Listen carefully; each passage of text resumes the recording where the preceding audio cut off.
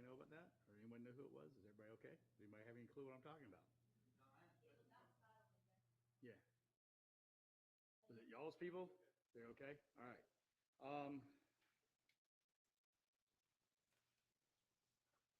right. So I got some, all right. I don't know, Shane needs to do the Rule 22 stuff on the record? Probably. Shane?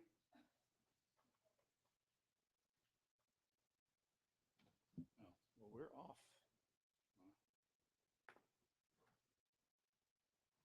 Who's ringing? You're ringing. You're calling Shane. Okay. I think he was wasn't he in the office?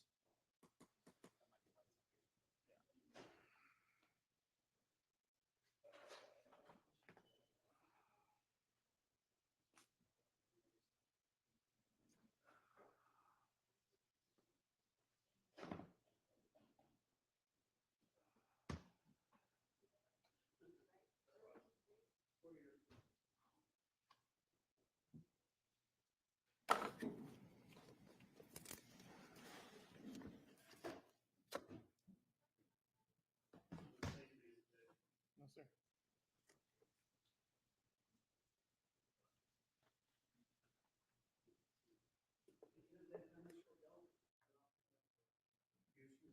So what? Yeah, we won't. We'll not. We'll not. He has a switcher that he can, but whatever is being broadcast up there, they're going to be seeing. Anytime, yeah, once it's published, then we'll put it up.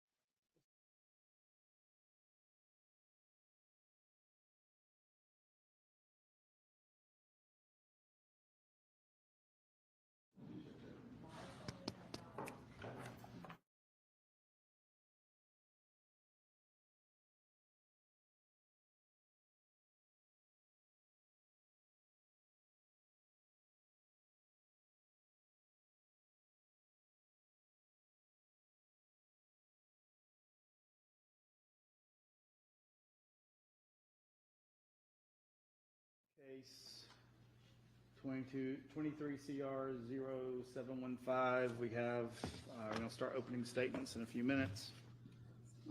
We have some media requests over, in addition to what we dealt with last week.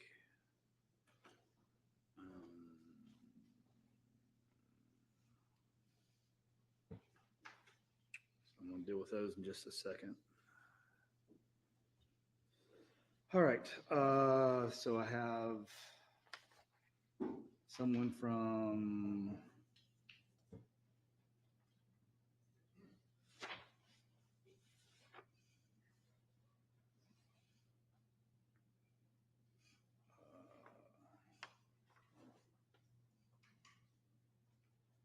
says Lacey in crime, but I thought it was like live in crime. It's law and crime. Law and crime. Okay, that's what I thought. All right. All right. Do you have? Are you going to be using anything other than your phone, or do you have? I have a live feed, and it's connected to Court TV. So you're plugged into their feed, yes. So you're good. Okay. So yeah, you can use their feed for whatever.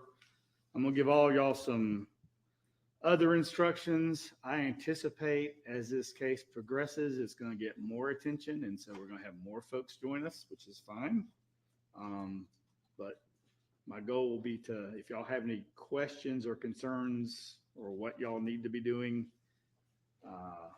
let me know. I talked to the Court TV folks and kind of gave them the outline of what I wanted last week. So I'm going to kind of go back over that with y'all. All right, so I have the Tribune. Who's from the Tribune? All right, and you're wanting to use your phone to record and then also take some photographs. All right, I'm gonna give y'all some guide rules on photographs in just a second. And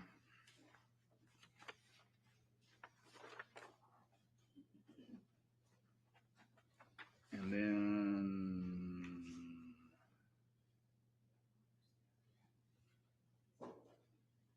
this is something else from Court TV, but I thought I already signed theirs. Maybe I didn't. I thought I had someone from CBS or some other local. All right. All right, just print it off and give it to Tracy. What are you going to be doing other than sitting in the room? tapped into their feed. All right. And all right, so here's what I told them about. They got everything set up in the courtroom. I'm not crazy about it. It's not the way I wanted to handle it. And I'll probably do things differently next time, but we've gotten a new system since then that should be able to handle all this because we already have cameras in the courtroom, as y'all can see. But the feed is not set up the way that I think we could do it the way it needs to be handled, but maybe I can do that next time, and definitely going to do something different with the audio. But anyway, we'll deal with that next time y'all come in or want another courtroom. To the extent that anyone wants to take photographs, y'all can take photographs in the courtroom. If y'all want to take photographs of the defendant coming in or leaving, that's fine. Don't get anything with the jury. That's the biggest thing. We identified them when we gave them their number paddles, but after that, we've been referring to them by number. They don't want to be involved in this process and be publicly introduced to anyone. So keep them out of it. If you are going to want to do any kind of coverage outside the building or even in the hallways in the building, my goal is to be as cooperative with y'all as possible. All right. I just want to know where you're going to be and where you're going to be doing something. And I want you to check in with the court administrator's office. And I think Mandy Grizzle is going to be the one that would designate. And it's not really more of, I want to limit where you are. It's where the best place for you to be would be. So we have other court that's going to be going on. We have every conference room in this building is booked. There are people in them. The courthouse is completely filled. So if you're recording in front of Judge Baker's courtroom, it's likely there are going to be people coming in and out of there. So Mandy can probably guide you better where in the building the best place to be would be to set up if you want to have a, live on scene reporter talk about whatever. If you're going to do that and bring in another camera crew for that purpose, I'm fine with that. Just let her know what you're doing and when you're planning on doing it.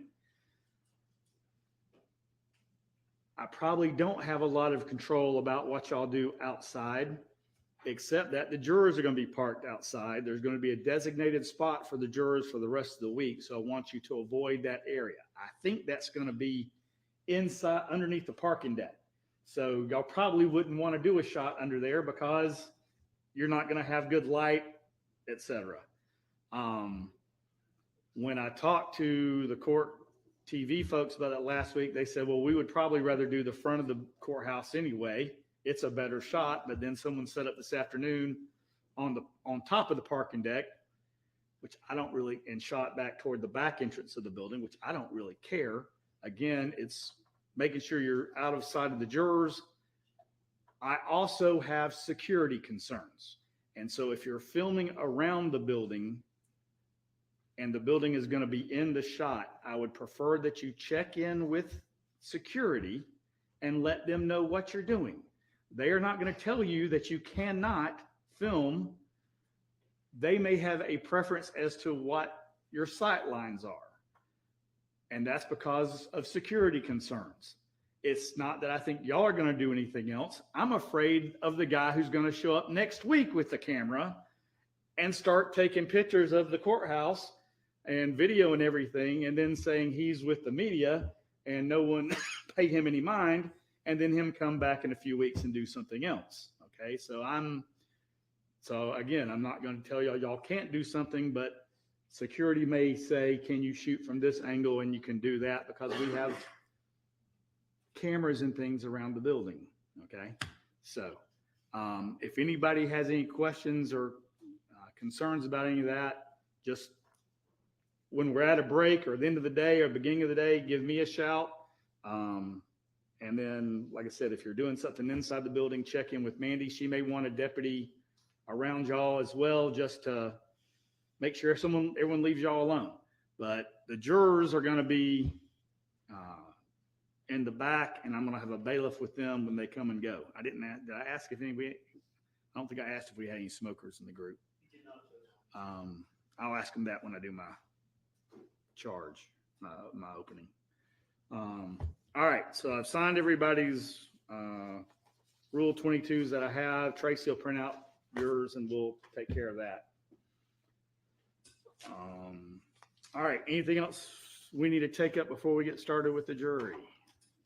Judge, the only thing is that after we do our openings, we can take a short break. We will take a short break. The camera crew wants to do a short break so they can reset that camera so it's out of the way of everything too. They're there for openings, and they're going to move it back here for. They're going to move it a lot, but they're going to move it closer to the speaker than where it is currently.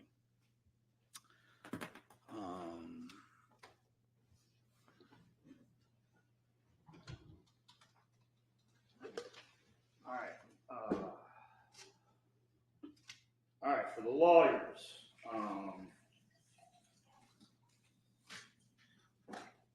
know y'all didn't ask for the additional scrutiny. If there's some issue that happens because of that, or y'all need a break, or things go sideways and you need a recess to go compose yourself or something, just let me know. We'll manage it however we need to. It's going to be we all got used to doing this during COVID, and we've kind of, gotten out of the habit of doing it regularly. Maybe something I decided to start doing more often next year. We'll kind of see.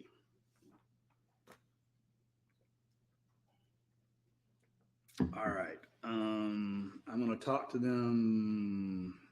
There are a few things I want to talk to them about, but I may wait and save some of that for the end of the day and do my normal opening stuff. We'll just kind of see how I go with it. The judge will give notepads. Yeah, they'll get the notepads while I'm doing the instructions.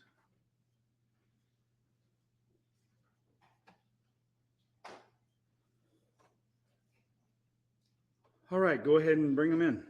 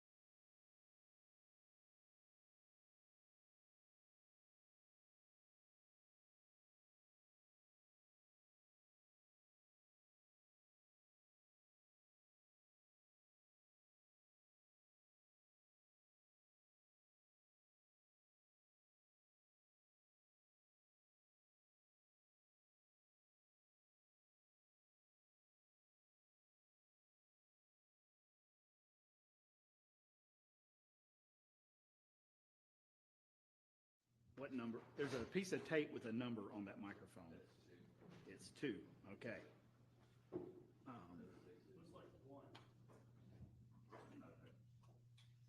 It's my handwriting, so probably I'm the one that can decipher it. Yeah, it's 1. Okay. All right. So we're not going to be using the second one probably, so it may not matter. But during the other trial, I had the other one muted.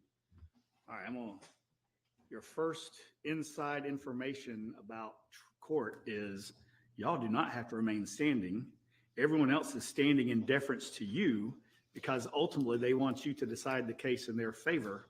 And so y'all, it's going to be tight. They're going to give you instructions on how to do the chairs. Pull that other one back. And they're going to move that camera after opening statements, so it'll be a little bit easier after we get started.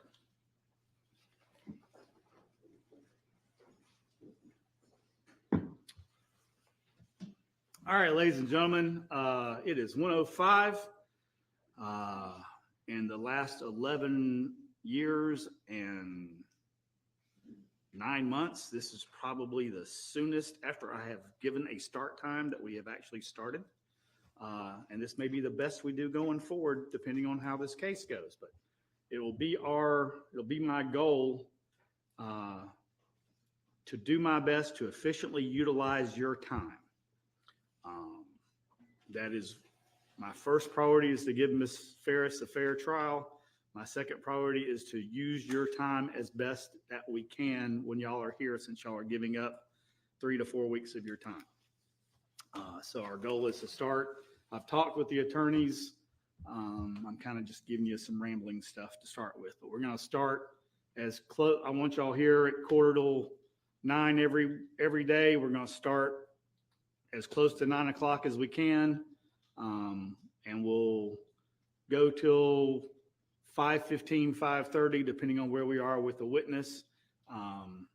We're not going to get in a hurry if it's going to take 3 to 4 weeks. We're also not going to drag it out so that it goes past 3 to 4 weeks. And I'll talk to you some more about that as we go. All right, ladies and gentlemen. As we get started, I'm going to go over some basic principles of criminal law. I'm also going to explain your role, my role, and the attorney's roles as it comes to a trial. Finally, I'll tell you how a trial will proceed. Many of you may not have served on a trial as a juror before, so this will help your understanding as to what the trial process works and what will be expected of you. You've been selected and sworn to try the criminal case of the state of Georgia versus Melody Walker Farris. The Cherokee County Grand Jury has indicted the defendant. I read the indictment to you last week. The lawyers may refer to the indictment during their opening statements. I'm just going to go over what the charges are. Count 1 is malice murder. Count 2 is felony murder. Count 3 is aggravated assault. Count 4 is concealing the death of another. And count 5 is making a false statement. The defendant has pled not guilty to this indictment, and she denies every charge in it. The indictment and the defendant's plea of not guilty present the issues that you have been selected and sworn to decide. I do need to swear them in, so I'll do that in a second. The indictment is the way in which the defendant is charged with committing crimes that violate the laws of Georgia. The charges in the indictment and the plea of not guilty are not evidence of guilt. You may not conclude that the defendant is guilty based upon the charges or the not guilty plea. The defendant is presumed to be innocent until she is proven guilty. A defendant begins a trial with a presumption of innocence in her favor, and this presumption stays with her until it is overcome by the state with evidence that convinces you beyond a reasonable doubt that the defendant is guilty of the crimes charged. You may not convict the defendant of any crime unless each element of the crime is proven beyond a reasonable doubt. The burden of proof is on the state to prove every essential element of the crime charged in the indictment beyond a reasonable doubt. The defendant has no burden of proof at all, and the burden never shifts to a defendant to prove her innocence. However, the state is not required to prove the guilt of the defendant beyond all doubt or to a mathematical certainty. A reasonable doubt means just what it says. It is a doubt of a fair-minded, impartial juror who is honestly seeking the truth. It is a doubt based upon common sense and reason. It does not mean a vague or arbitrary doubt, but it is a doubt for which you can give a reason based upon a consideration of the evidence or lack of evidence, or conflict in the evidence, or any combination of these.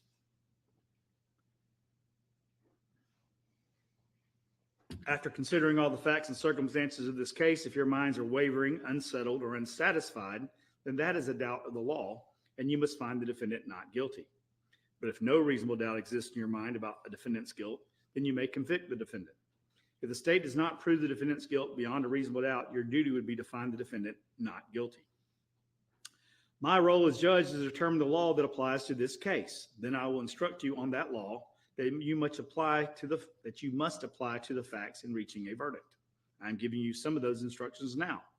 I will give you more detailed instructions at the end of the trial. The jury has a very important role. You must decide the facts of the case from the evidence presented. and then apply the law that I will give you in the closing charge to those facts. Evidence is how a fact is proved or disproved. Evidence can either be testimony or exhibits. Testimony is what you'll hear from people who will take the witness stand and swear to tell the truth.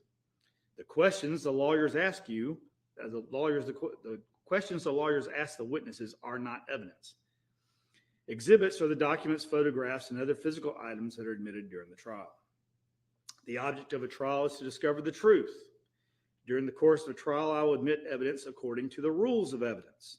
Those rules are designed to aid in discovering the truth by making sure you consider only the best and highest evidence. The lawyers, of course, are advocates for their clients, and they have a duty to represent their clients to the best of their ability. They must follow the rules of law, trial procedure, and evidence during the course of a trial. They may make motions or objections if they believe any rule is not being followed. Again, what the lawyers say when making or responding to objections is also not evidence. I will admit or exclude evidence according to the rules. If any lawyer makes an objection and I overrule it, that means evidence is admitted and you may consider it. On the other hand, if an objection is made and I sustain it, this means the evidence is excluded and you may not consider it. You should consider only the testimony and only those exhibits that are admitted. You should not assume or infer anything about evidence that has been excluded. If you happen to hear or see any evidence that is excluded, I will instruct you to disregard it in its entirety during your deliberations and in arriving at your verdict. None of my decisions and nothing I say during the course of a trial are evidence. My decisions and remarks do not mean that I favor or lean to one side or another in this case. I'm only interested in seeing that this case is tried fairly based on the laws and Constitution of the state of Georgia and the Constitution of the United States. Sometimes I may need to deal with lawyers' motions or objections without you being here in the courtroom. If that's the case, I'll excuse you to the jury room. We may occasionally take a sidebar over here in front of the clerk. If we do that, we're doing that so that we don't have to send you back and forth to the jury room frequently. Typically, that's going to be on something rather mundane and not really important to the course of the trial. Usually it's going to be something along the, what's your next witness look like? How long are they going to be? Is this a good time to break? That sort of thing. We will try to limit those interruptions. Please be patient when we do that. That will also probably happen more frequently when we take a break. It's not uncommon for us to take a 10-minute recess and it turn into a 20-minute or 30-minute break. That's because the lawyers will come up with an issue that needs to be addressed outside your presence, and it's easier for us to do that on a break. If I think it's going to be extended, I'll send word out to the bailiff to give y'all some idea of how long you're going to be sitting there. That also may happen during the lunch break. If you will notice, I will say we're going to shoot for 10 minutes, okay, when we take a break. But things come up as we proceed. Also, we have new courtroom AV equipment that's been installed in the last year. No one talked to me before they installed it, and I don't like particularly the way it works. We have modified it and tweaked it even more 2 weeks ago before my last trial that we just finished up before y'all were selected. We have tweaked it even more since y'all are here, and now we have parts of it being plugged into by the folks operating the cameras. We also have them to deal with. So things may happen relating to the technology that interrupt the course of the trial. While I'm talking about the technology, the media is not going to film you. In fact, I was here till 6:45 Friday evening to make sure that y'all were not in the sight lines of any of the cameras. Tracy, my judicial assistant, and my staff attorney helped us, and we sat in each one of the locations and got where the lawyers typically get and, did all that to make sure y'all weren't in the sight lines. So they've assured me that they will keep y'all off camera. Back to the AV equipment. It is prone to act differently every day. Just like we have the folks that are recording this, they have cameras. You would think they could just set them up and leave them here. The example I typically give is the commissioners meeting. They stream the commissioners meeting out every month. Whenever they have those, they have people on site to make sure that the information that's being presented to the commissioners and streamed to the public is given to the people who need the information. They have someone there in case there's a problem with it. We do not have anyone in here in this building that is in control of the AV equipment for the 10 courtrooms that we have equipped with the equipment. And it acts different every time we use it. Now, I put together the old system and I am comfortable with the new system. And when it doesn't work, I'm going to hop down and get it to work. And if I can't get it to work, I have a 50-foot HDMI cable that I will string up to the monitor so that y'all can see the evidence. And I don't care whether the folks on the internet can see it or not. They can just zoom in on the camera on the TV. If I do that, I'm not trying to help Mr. Fogus and Mr. Frankish if it's their presentation of evidence that's going on. If that happens while Mr. Weaver and Mr. Ray are doing something, I'm not trying to help them. I'm just trying to give you the information y'all need as efficiently as possible to get this case moving forward. There is going to be lots of evidence in this case. Most of the evidence is in a digital format. The best way to show you the digital format is directly through the system to the screen so y'all can see the digital content. Unfortunately, now there is so much digital content. We have to do this in every case, and I'll talk to you some more about that at the end of the trial. But if I can't get it to work, then we will take a longer recess and I'll send you out to the jury room. But usually I can get it pretty quick and I can help the lawyers figure out what's going on with their system. That is a common occurrence. All right, trial process will be as follows. First, the attorneys will give what's called an opening statement. No attorney is required to make an opening statement. Opening statements are not evidence. They are simply an introduction to the evidence, a preview, or an outline of what each side anticipates the evidence will be. The state goes first because they have the burden of proof. After that, witnesses will be called to the stand and the evidence will be presented. After the evidence is concluded, the attorneys will give what's called a closing argument or summation. They may discuss the law that applies to the case and how you consider the law in light of the evidence. They also will point out parts of the evidence they believe supports their position. Again, what the lawyers say in their closing arguments is not evidence. It is up to you as the jury to determine what the evidence in the case is. The goal of a closing argument, of course, is to get you to persuade you to try to decide the case in their favor.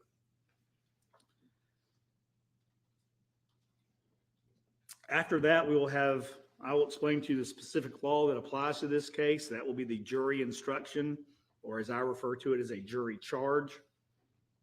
I'll then ask you at that point to go to the jury room to deliberate and reach a verdict. It is important that you pay close attention during the trial. If at any time you cannot hear or see evidence, I know our angles are tough. We have 2 screens. Hopefully you can see it. If you're having a problem, you let me know and we'll try to figure out a better way to do it. I think we have that screen turned as much as we can. The one that I had installed previously that was over there had an arm and could slide out a little bit better. But if at any time you cannot hear evidence, let us know. If you're suffering from discomfort or need a break, let us know.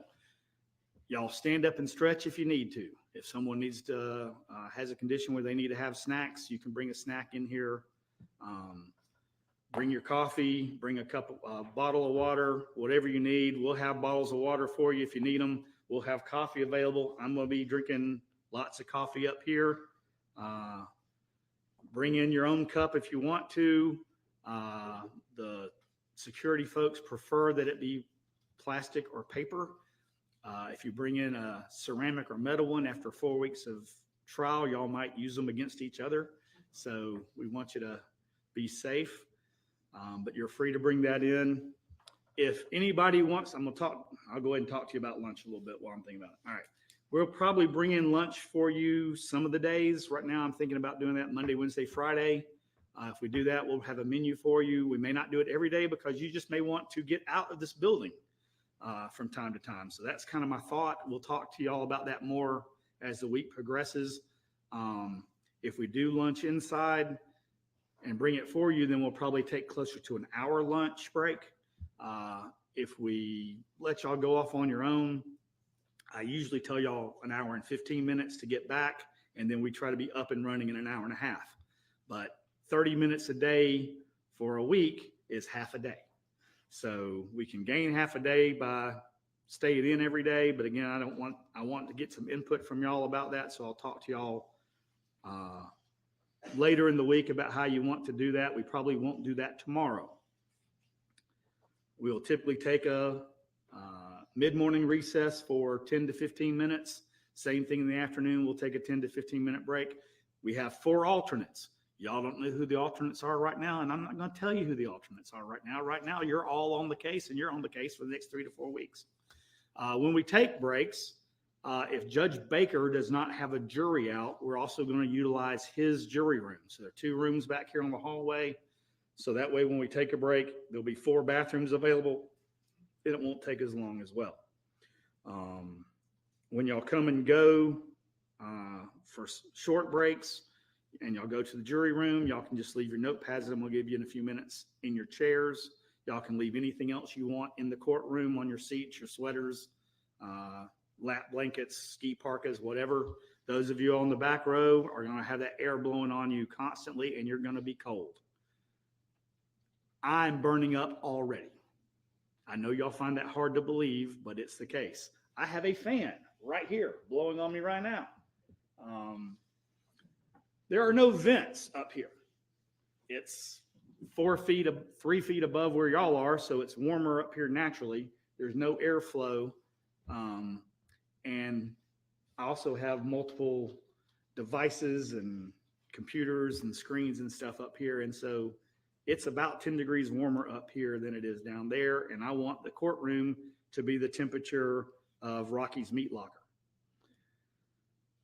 All right. Again, if you need anything, you let us know. We'll try to help you. If the media needs something, I will try to accommodate them as best they can. But I'm not going to let that get in the way of us trying the case. All right. You should consider the evidence with an open mind. You should not reach any final conclusions until the trial is over. Do not jump to conclusions before all the evidence is presented.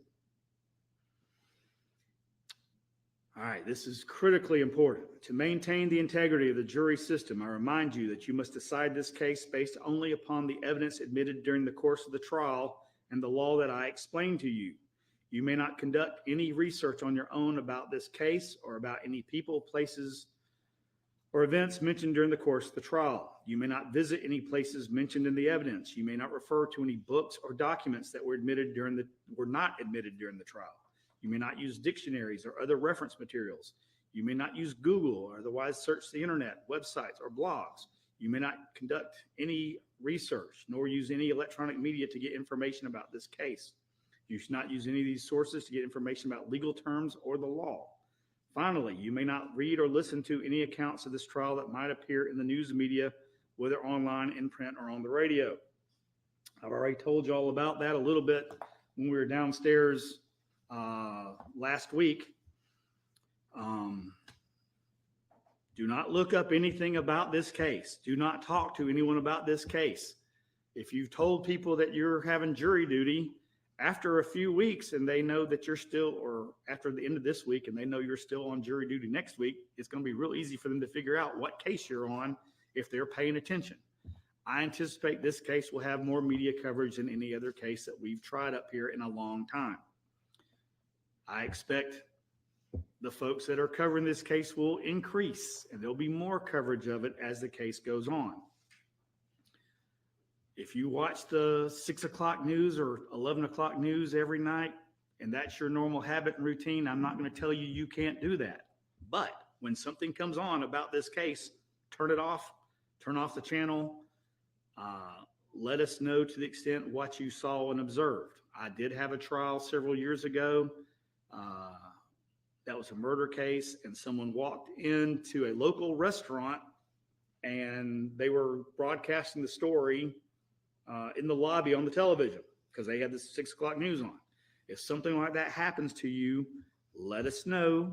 Remove yourself from the situation immediately. Let us know immediately the next morning. Let the bailiff know that there was something that happened we'll probably want to bring you in here separately, let the lawyers ask you some questions about it.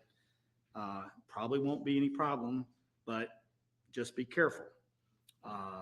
Likewise, if anybody figures out you're on the jury and wants to talk to you about it, first thing you tell them is, I can't talk to you about anything.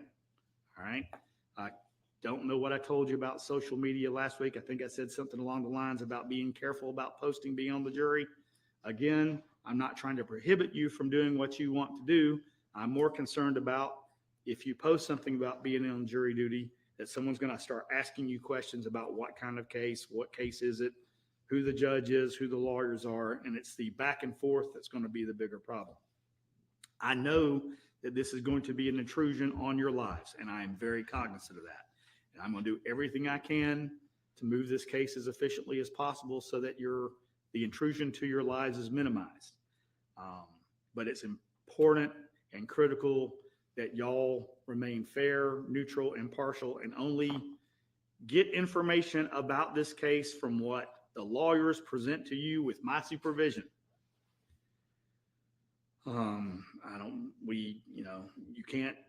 We've had reports of folks doing blogs while they're on the jury and talking to them about what they're seeing and observing in cases, which is just crazy to me. But that's what's been happening. Remember, you're the ones that are fair and impartial jurors deciding this case. No other influences should affect your decision.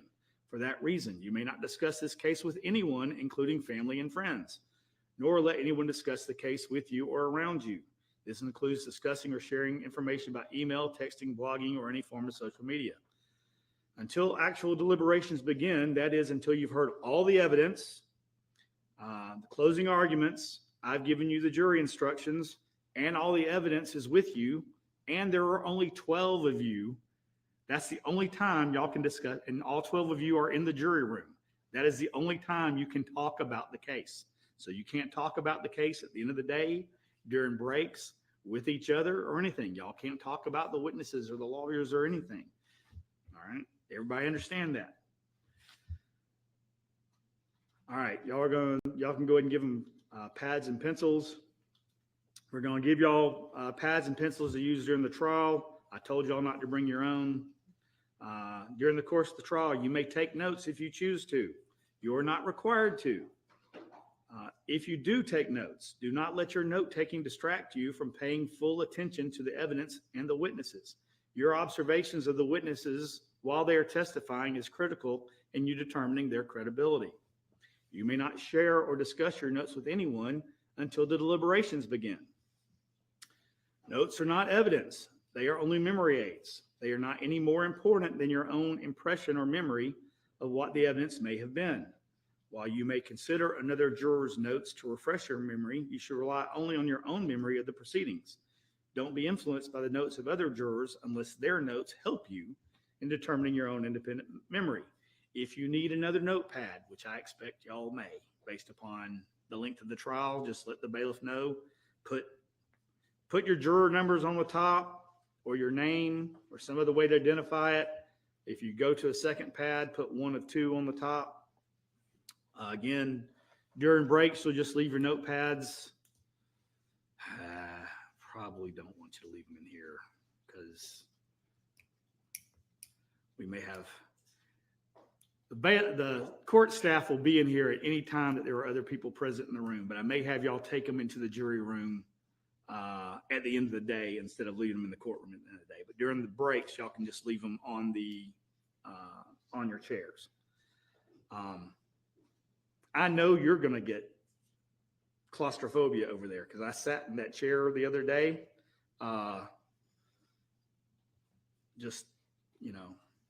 If it gets to be real bad, ask if someone can swap out with you. Y'all don't have to sit in the same chairs. You're going to. Everybody always does.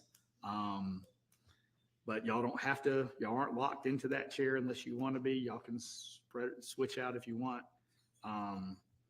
We talked about maybe putting that chair around the other corner on the other side of that rail. We can do that if you just say this is too much and I can't handle it. So again, I want you to be as comfortable as possible. We were afraid we might have to put a camera in that corner next to you, so that's why we didn't do Your notes will be collected and destroyed at the end of the deliberations. There will probably be, throughout the course of the trial, some reference to things that y'all have seen on TV and movies that cover trials. No one ever covers this part in a adaptation of a trial. No one talks about the instructions from the judge. You never see that anywhere. One of the things that always happens in a movie or TV is there's some dramatic moment and the lawyer says, Mr. Court Reporter, please recite back the evidence or the testimony of the prior witness, blah, blah, blah. We don't have that capability, okay? Shane is taking down the trial. He's speaking into a mask. Everything that's being said in the trial is also being recorded on a multi-track recording. So every microphone has its own independent feed into his system. He is repeating back what is being said as it's being said so that he can verify what was being said. There's no way for him to repeat that back to you, and then no one would be able to repeat what he's saying while he's reading it back to you. So that's not going to happen. There'll be other things that the lawyers will probably refer to that you're used to seeing in a trial. That's not going to happen in this case. Let's see.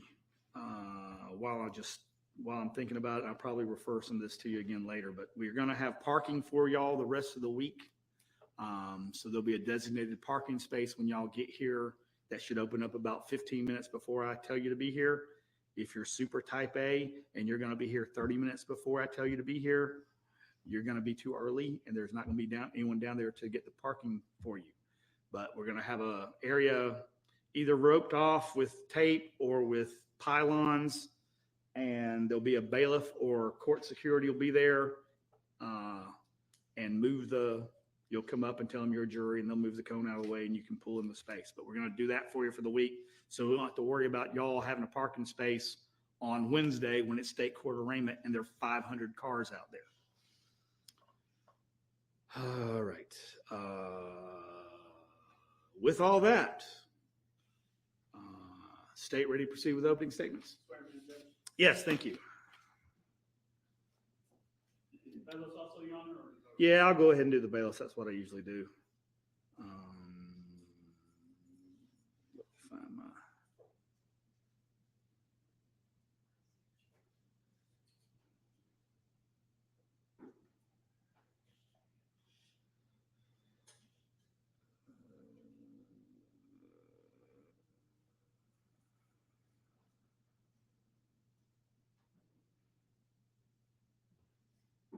Of course, I can't find it what I want.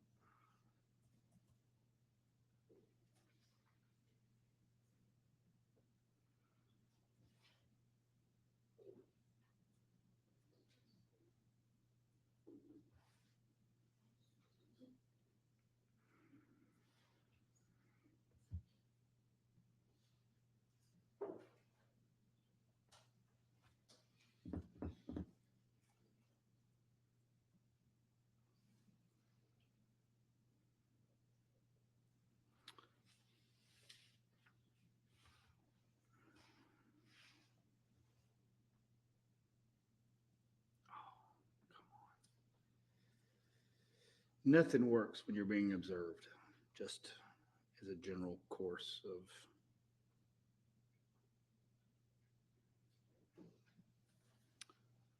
All right, ladies and gentlemen, if you'll stand up.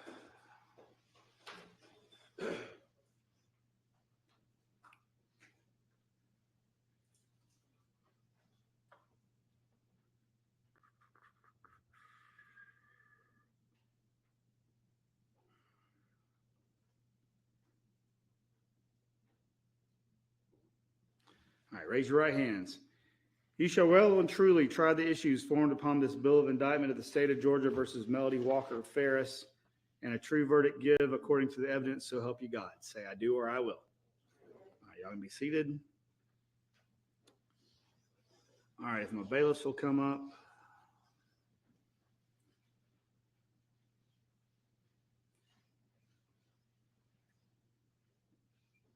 All right, this is something that I've been doing for almost every trial that I give. We swear our bailiffs in for the term. A term in Cherokee County is 4 months, but I swear them in for a particular trial every time just because it lets y'all know that just as y'all have taken an oath and the attorneys have taken oaths to practice law as officers of the court, the bailiffs also take an oath. It also has some really nice archaic language that talks about how we can abuse you as jurors that I find interesting. All right, you'll raise your right hands. You shall take all juries committed to your charge to the jury room or some other private or convenient place designated by the court, and you shall not allow the jurors to receive any books, papers, nourishment, or hydration other than water, or use any electronic communication device except as directed and approved by the court. You shall make no communication with the jurors, nor permit anyone to communicate with the jurors except as specifically authorized by the court. You shall discharge all other duties which may devolve upon you as bailiff to the best of your skill and power. So help you God. All right, thank you. All right, now, if you notice, there's that language I was talking about, but everything says except as approved or directed by the court. So I will allow y'all to bring in coffee or Powerade or whatever you need to get through the trial within reason. And I will give them direction on how to handle y'all now. It's also, I know as we talked about, y'all having a sweater or jacket or whatever, make sure you have your juror badges on. It's my plan for y'all not to go anywhere without supervision of the bailiffs just because of the nature of the case. So if a group of y'all want to go down and get coffee, a bailiff's going to escort y'all down there. Do I have any smokers? Okay, so about how often do you need a break? Can you get by with one in the afternoon? Okay, all right. So what we'll probably do is when if someone needs to go get coffee, we'll have bailiff escort you to one of the entrances where you can to the designated smoking areas. We might try to grab another bailiff to babysit you while you're out there. Okay. All right. All right. Anything else we need to take up before opening statements? I'm about to say. All right. If you need to plug in your laptop, go ahead. Okay. You're already set up. You're good. Okay. All right. You can proceed. Please, the court, counsel. Ladies and gentlemen of the jury, when we're doing jury selection, I talked to you about being legal investigators. The object of all legal investigation is the discovery of truth. That's why you're here.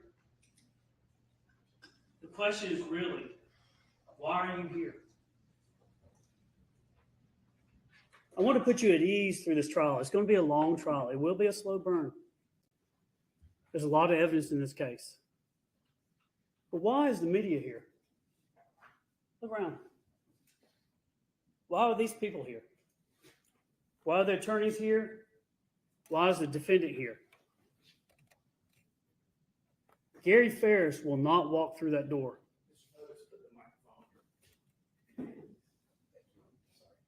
No problem, Judge. Gary will not walk through that door. In this trial, what you have to do is ask yourself, what is the truth? You have to ask yourself certain questions. You do not have to ask yourself, was Gary murdered? He was. The evidence is going to show that. You do not have to ask yourself, was Gary Farris burned on a burn pile? He was. The question you have to ask is, who did this? Who did it? This is a murder. This is a heinous murder. He was shot, killed, put on a burn pile, and burned. The question you have to ask, what the evidence demands an answer of, is who murdered Gary? Now, these people out here to see the trial, what I want you to do is they're going to follow the evidence too.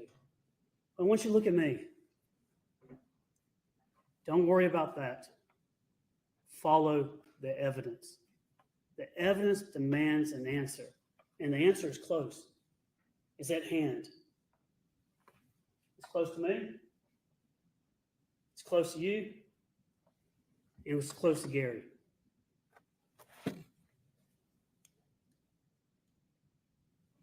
if the object of all legal investigation is the discovery of truth, at this trial, what you have to do is you have to shrink the world. When you see the evidence, this is Cherokee County. They don't have a lot of murders. They definitely don't have a lot of murders when someone was shot and put on a burn pile. You shrink the world. And when you shrink the world, you're going to come to one conclusion and one answer of who. Not what happened, not how it happened, but who did it. And she's near. Frankie, she's if I can get this technology working, Megan's going to help me here. I'm going to move.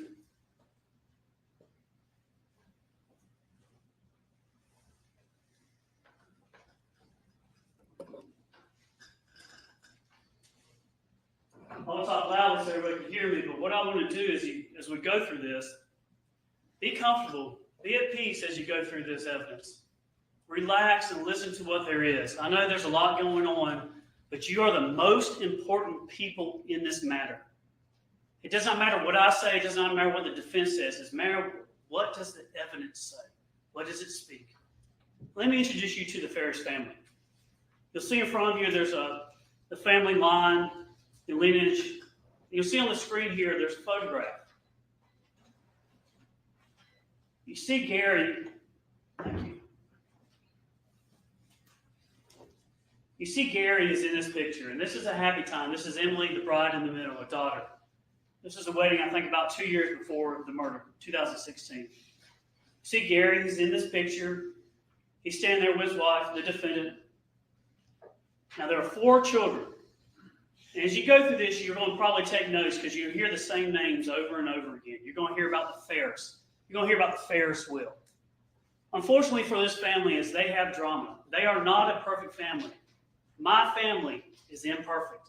Everybody's family is. They didn't ask for their life experiences and the good and the bad and ugly to come in, but that's what the evidence is going to show. And I have to present it. I have great sympathy, everybody does, for families like this. But the evidence is going to show what was going on in their family. It's going to be the good, the bad, and ugly, just like anything else. Most families, however, don't consist of murder. Now, in this family, you're going to see Chris. On the right side of the screen, you see Gary and Melody. To the right, as we look at, is Chris. He's the oldest, probably about 37. On the other side is Scott. Scott's about 35. Chris was living, in many ways, his own life. He was married, had his own kids. You hear about the kids. They're going to be here. You're going to hear about Ella and Addison, the grandkids. Scott was in the military over Iraq. He came back for a while, lived on the property, worked the property, had kind of an agreement with his dad that he would work the land and he would get paid. He didn't have a job really after he came back, and then he ended up with the family. But that was his agreement with his dad. Gary was a very generous man, loved his family. So you had the 2 guys, the 2 sons, Chris and Scott. Then you had the 2 girls, Emily in the middle, and Amanda beside her. Amanda was the youngest, the baby, if you would. They were probably around 30, 28, around those age. Gary and Melody got married at a young age. I think it was around 20. 38 years, almost 39. They were married for a long time. They were together, Alabama, small family. Gary worked hard. You're going to learn a lot about Gary. You're going to learn a lot about Melody. And what you're going to learn is the evidence is going to show that they're both, I dare say, brilliant. He practiced law, corporate law. He went to the University of Alabama. I think he graduated first in his class. Extremely smart, introverted. The defendant, she liked the life of being married to a rich lawyer. Gary did so well when he was in Alabama. The firm he worked for, corporate law, real estate law, things like that, very successful. They sent him to the Atlanta area here to open up an office for the firm. Did very good. Very smart, worked his way up. I think he ended up being a senior partner. Very smart, loved his job. One thing with lawyers, the longer they do it, the longer they get better at it, the more they get better at it, and they stay at it. But sometimes what they do is they don't interact with, because they interact with people all day long. Oftentimes when they get home, they get close, they get small. And Gary's like that. In their wedding, their marriage, they had some issues that we're going to talk about. And it looks like they were happy here. This is about 2016, but there was a lot going on behind the scenes.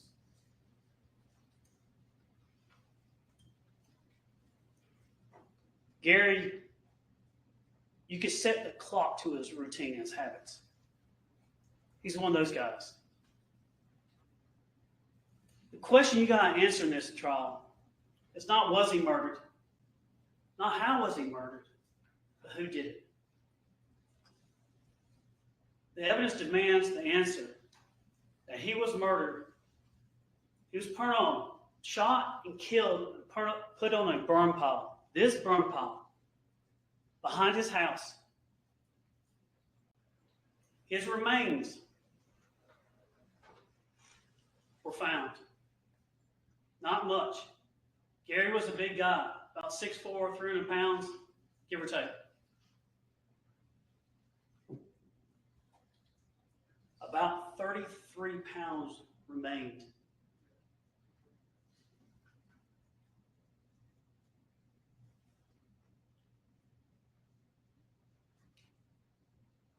When you shrink the world, no robbery, no home invasions, no enemies, no road rage, nothing like that. When you shrink the world, in a case like this, husband and wife, wife kills husband, husband dies. The answer to the question, who did it, sits right there. Melody Walker Farris.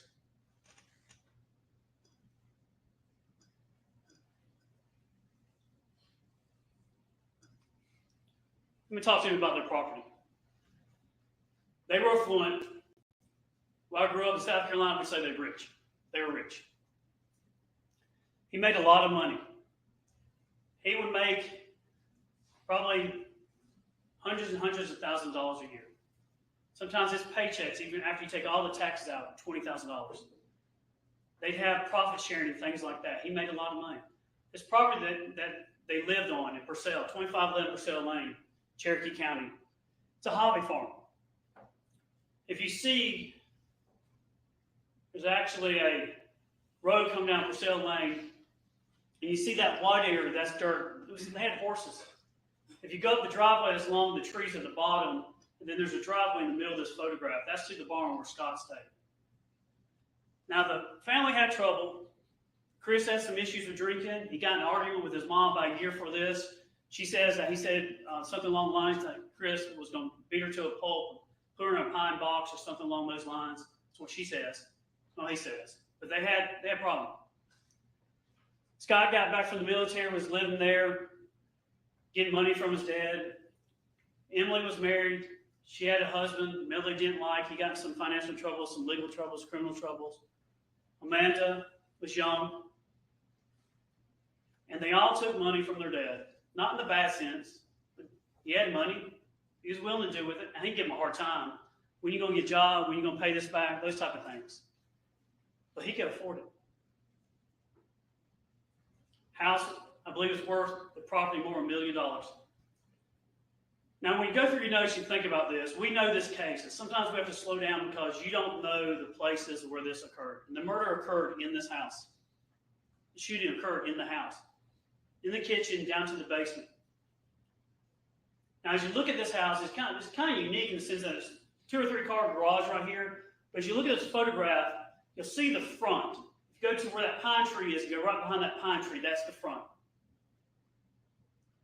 This is looking, if you were kind of looking, if the pond was behind you, you're looking up at what I would call the front, but it's not, it's really the side. I think it's kind of like the east side. But it's got a deck there, and it's a circular deck. And under that deck was where Gary stayed. The basement or the ground level was Gary's domain. That house was the defendant's. She had everything she wanted. It's immaculate. She liked to live the lifestyle. Furs, coats, jewelry, nice paintings, nice furniture, things like that. That was her domain. And she was a go-getter. She was tough. She got after it. She cleaned, almost OCD to the point that she cleaned. Her house was beautiful. Gary lived in the bottom.